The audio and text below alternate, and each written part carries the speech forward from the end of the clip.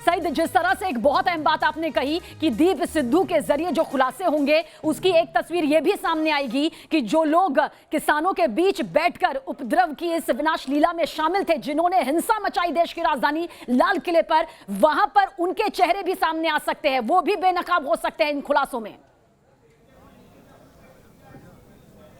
देखिए, हम लगातार कवर कर रहे हैं जब से ये आंदोलन चल रहा है। 75 दिन हो गए। 75 दिन से चाहे वो टिकरी बॉर्डर हो, सिंगू बॉर्डर हो, लगातार हम कवर कर रहे हैं। लेकिन जब ये 26 जनवरी को जिस तरह से कांड हुआ, जिस तरह से तांडव हुआ, उसने एक तस्वीर दूसरी तस्वीर ला करके खड़ी कर दी और जिस तरह से लोगों ने उसकी प्रतिक्रिया दी वो आप सबने देखी है। लेकिन इस मामले में जो गिरफ्तारी हुई है, और जाहिर तौर पर इससे तमाम वो लिंक्स मिलेंगे जहां से ये षड्यंत्र की शुरुआत हुई थी, किस तरह से इसकी शुरुआत हुई थी, किसानों के बीच में बैठ करके कौन कौन लोग साजिश रच रहे थे, किस तरह से इस पूरे, क्योंकि आपको मालूम होगा न्यूज नेशन लगातार बता रहा था कि जो चाहे वो टिकरी बॉर्डर हो, चाहे वो सिंगू बॉर्डर हो, तमाम जगहों पर ऐसे लोग भी बैठे हुए हैं जो कहीं ना कहीं इसको डिरेल करने की, किसान आंदोलन को डिरेल करने की कोशिश कर रहे हैं। और वही हुआ 26 तारीख को कि टाइम दिया जाता है 12 बजे, आप 8:30 बजे बैरिकेड तोड़ करके जाते हैं, नियमों का उल्लंघन करते हैं। तो कहीं ना कहीं पूरी साजिश रची गई थी और इसके पीछे पूरा का पूरा षड्यंत्र तैयार किया गया था, किस तरह से हमें करना है। जाहिर तौर पर इसको लेकर के पॉलिटिकल बयान भी आपने देखे बहुत ज्यादा है,